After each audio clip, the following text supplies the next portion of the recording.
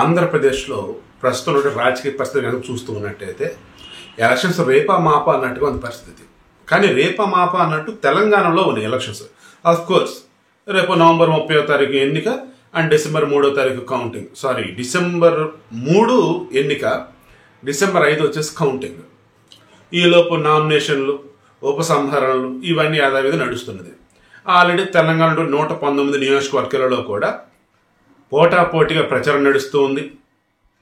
And అన్ని రాజకీయ పార్టీల వాళ్ళు కూడా హామీలు కావచ్చు, లేదన్నప్పటికీ లోకల్గా ఉన్నటువంటి వాళ్ళని వారికి తగ్గట్టుగా ఎలా ఓట్లు వచ్చని చెప్పేసి అవన్నీ నడుస్తుంది. సో ఇది తెలంగాణ. బట్ ఏపీ సిచ్యువేషన్ ఏంటంటే వైసీపీ తప్ప ఇంక అసలు ఏ పార్టీలు కూడా గెలవకూడదు. వైసీపీ అధికారానికి వచ్చిన తర్వాత చేసింది ఏదైతే ఉందో అదే మేలు.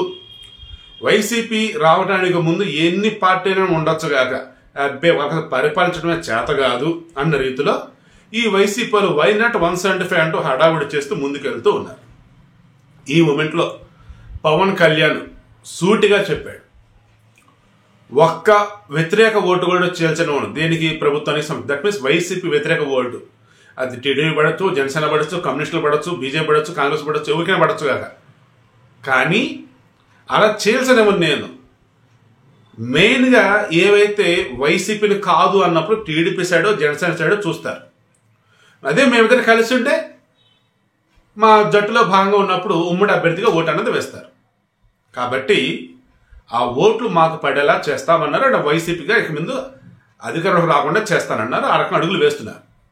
అయితే ఇక్కడ పవన్ కళ్యాణ్ ఏదైతే మెన్షన్ చేశాడో అప్పటి నుంచి ఈ వైసీపీ వాళ్ళు కొంతమంది పెయిడ్ జర్నలిస్టులు, నేను జర్నలిస్ట్ కూడా అనను, పేరుకి వాళ్ళు జర్నలిస్టులు ముసుగులో ఉంటారు.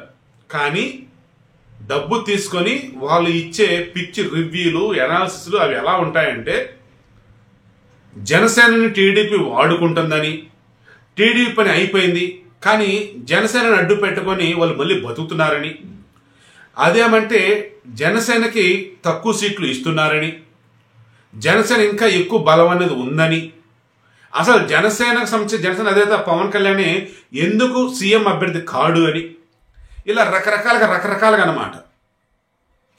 ఇటువంటి మూమెంట్లో అసలు రియాలిటీ ఏంటని చెప్పి నేను చెక్ చేశాను.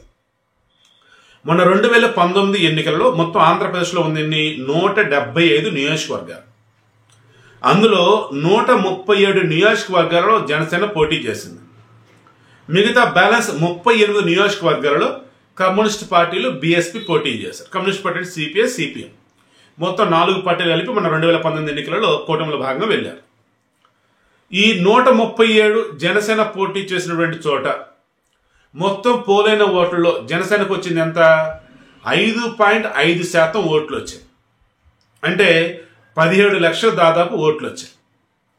అందులో గెలిచింది ఎక్కడ? Rajolu, SC reserved constituency. అతనోడు ఏం చేశాడు? గెలిచిన తర్వాత కొద్ది రోజులకి జనసేన కాదని చెప్పేసి వైసీపీ స్టాండ్ తీసుకుని అటు వెళ్ళిపోయాడు. ఆఫ్ కోర్స్ అతను వైసీపీ టికెట్ ఆశించాడు, అప్పుడు రాలేదు. ఇక దాంతో లాస్ట్ మూమెంట్లో జనసేన టికెట్ తీసుకొని ఎన్నికల్లో గెలిచి మరలా వైసీపీ సైడ్ వెళ్ళిపోయాడు. పవన్ కళ్యాణ్ చెప్పున్నారు, గెలిచింది ఒకళ్ళు, ఆ ఒకళ్ళు కూడా ఇటు అటుంటారన్నాడు. ఇక అర్థమైపోయింది, నీ ఇష్టం బాబు అని చెప్పి వదిలేసా అన్నాడు. సో ఈరోజు జనసేనకు ఒక అభ్యర్థి కూడా లేరు, ఏది గెలిచి.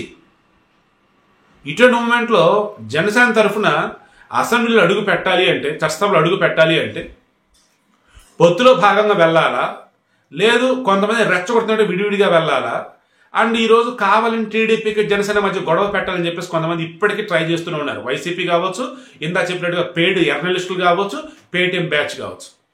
సీరియస్లీ నీలి చిత్రాలు అంటారు, బ్లూ ఫిలిమ్స్ అంటారు, వాళ్ళకనే ఎథిక్స్ ఉంటాయి. ఆ కాసేపు నటిస్తారు, ఆ తర్వాత వాళ్ళ పనేది వాళ్ళే. ఫర్ ఎగ్జాంపుల్ సన్నీ లియోన్ నటించింది, ఆ తర్వాత రెగ్యులర్గా ఆమె పని ఆమె చేసుకుంటూ ఉండింది. ఇప్పుడు అసలు ఆ బుద్ధిని నేను నటించట్లేదంది. ఇప్పుడు సినిమాలో నటించుకుంటూ బయట సామాజిక సేవ కార్యక్రమాలు చేసుకుంటూ హ్యాపీగా మూవ్ అయిపోతూ ఉంది. బట్ ఈ పెయిడ్ బ్యాచ్ ఇటువంటి వాళ్ళు ఎలాగంటే వాళ్ళకు ఉండేటువంటి ముసుగు ఒకటి, లోపల ఉండేది ఒకటి. దాంతో ఏ కాడికి టీడీపీ జనసేన మధ్య గొడవలు పెట్టాలి. అదేమంటే నేను సోకాల్డ్ మేధావిని, నేను సోకాల్డ్ జర్నలిస్ట్ని, నేను సోకాల్డ్ విశ్లేషణ అని చెప్పేసి బిల్డప్లు. ఇవి చూసి కొంతమంది పాపం జనసేనకు సంబంధించిన వాళ్ళు నిజంగా ఓ రకమైనటువంటి కన్ఫ్యూజన్ గురవుతూ ఉన్నారు. కొంతమంది ఊహించని విధంగా పోస్టులు పెడతా ఉన్నారు. పవన్ కళ్యాణ్ అయితే నిన్నో మొన్న క్లియర్గా చెప్పాడు, టీడీపీ జనసేన మధ్య గొడవలు రేకెత్తించే విధంగా వీళ్ళు ఏదోటి చేస్తూ ఉంటారు. మళ్ళీ వాళ్ళు డైరెక్ట్ కూడా ఇండైరెక్ట్గా వేరే వాళ్ళ చేత మీరు వాటి యొక్క ట్రాప్లో పడొద్దని చెప్పేసి అన్నాడు. ఎందుకంటే పవన్ కళ్యాణ్ తెలుసు తన బలం ఎంత, తన ఏంటని. అంటే నిన్న కూడా క్లియర్గా చెప్పున్నాడు, రాష్ట్రానికి అనుభవం ఉన్నటువంటి నాయకుడు కావాలి ఇప్పుడు అని చెప్పేసి. చంద్రబాబు నాయుడు గారు జైల్లో ఉంటే చాలా బాధాకరం అండ్ ఆయన అరెస్ట్ అక్రమం. మీరు సీఎం ఎవరు అని చెప్పేసి దయచేసి ఆలోచించవద్దు. అనుభవం ఉన్నటువంటి వ్యక్తే సీఎం అవుతాడు అండ్ రాష్ట్రాన్ని అభివృద్ధి పథకంలో నడిపించేవాడే సీఎం అవుతాడు. మీరు ఈ వైసీపీ అరాచక పాలన అంతమందించే విధంగా అయితే అడుగులు వేయని చెప్పి చెప్పుకుంటా వచ్చున్నాడు. సో ఈ మూమెంట్లో ఇందా చెప్తూ ఆగి ఉన్నాను. 17 లక్షల ఓట్లు, 5.5% ఓట్ల పర్సంటేజ్. ఇందులో పోలైన ఓట్లలో 15% పైగా వచ్చింది ఎన్ని అంటే 137లో 20 స్థానాల్లో వచ్చింది. 15% పైన అంతే. గెలవాలంటే మినిమంలో మినిమం 30-40 అన్న రావాలి. 30% 40% అని అన్నట్టు. ఓకే, ఇక 10% నుంచి 15% మధ్య ఓట్లు వచ్చింది 41 నియోజకవర్గాలు ఉన్నాయి. ఓకే, తర్వాత 5% లోపు ఓట్లు వచ్చినటువంటి నియోజకవర్గాలు 76 ఉన్నాయి. ఇలా చూసుకుంటూ వెళ్ళినట్టయితే కమ్యూనిస్టులు బీఎస్పీ అన్నది బొటాబోటీ అన్నట్టు అంతే. సో ఈ మూమెంట్లో ఈరోజు జనసేనకు సంబంధించి మనకు కూడా సమాచారం మేరకు ముందు 25 అన్నారు.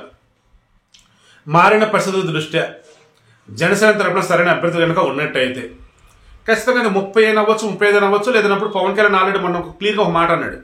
జనసేన పార్టీ ఆవిర్భావ సభలో ఏమన్నారు, ఎన్ని స్థానాల్లో పోటీ చేస్తామన్నది మీరు చూడొద్దు దయచేసి. ఎన్ని స్థానాల్లో పోటీ చేస్తే అన్ని స్థానాల్లో మనం గెలవాలన్నట్టుగా మీరు ఆలోచించండి అన్నాడు. అది కూడా ఏంటి, పొత్తులో భాగంగా. మీకు లాజిక్ అర్థమవుతుందా? 50 స్థానాలు తీసుకొని 10 స్థానాల్లో గెలవడం అలా కాదు. 20 స్థానాలు తీసుకుంటే 20 స్థానాలు మనం గెలవాలి. 30 స్థానాలు తీసుకుంటే 30 స్థానాలు మనమే గెలవాలి. అది 20 స్థానాలు అయినా సరే. సో పొత్తులో భాగంగా ఎన్ని సీట్లు ఎక్కడ ఏంటన్నది నేను చూసుకుంటా. మీరు మాత్రం టీడీపీ జనసేన ఉమ్మడి అభ్యర్థి ఎవరుంటే వాళ్ళు, జనసేన అభ్యర్థి గ్లాస్ గుర్తుకి, టీడీపీ అభ్యర్థి సైకిల్ గుర్తుకు ఓటేయండి, టీడీపీ జనసేన కలగలేపని చెప్పేసి పవన్ కళ్యాణ్ చాలా క్లారిటీగా చెప్పాడు. ఇంత క్లారిటీతో పవన్ కళ్యాణ్ ఉండేటప్పటికీ అండ్ టీడీపీ అభ్యర్థి చంద్రబాబు గారు ఆల్రెడీ గతంలో చెప్పున్నారు, రీసెంట్గా లోకేష్ చెప్పున్నారు, టీడీపీ నాయకుడు అచ్చెన్నాయుడు రిమైండింగ్ వాళ్ళకి చెప్తూ ఉన్నారు, వచ్చేది టీడీపీ జనసేన గవర్నమెంటే అని చెప్పేసి. ఇంత క్లారిటీగా వాళ్ళు ఉన్నప్పుడు ఖచ్చితంగా జనసేన అధినేత పవన్ కళ్యాణ్కి సముచిత స్థానం లభించిద్దా లేదా? అండ్ వాళ్ళ పార్టీ తరఫున ఎంతమంది అయితే గెలుస్తారో అంతమందికి మంత్రి పదవిని అనను కానీ అర్హత ఉన్నటువంటి వాళ్ళకి మంత్రి పదవులు వస్తాయి. At the same time remaining వాళ్ళకి మంచి మంచి పోస్టులు ఓటిస్తారు. సో అందుకే నేను చెప్పేది ఏంటంటే టీడీపీ జనసేన నాయకులు క్లారిటీగా ఉన్నారు.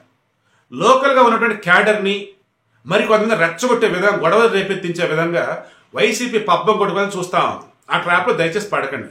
పవన్ కళ్యాణ్ చాలా క్లారిటీగా ఉన్నాడు.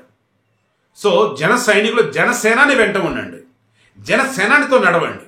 అంతమంగా రేపు పవన్ కళ్యాణ్ చెప్తున్నట్టుగా టీడీపీ జనసేన గవర్నమెంట్ అనేది ఫామ్ చేయొచ్చు.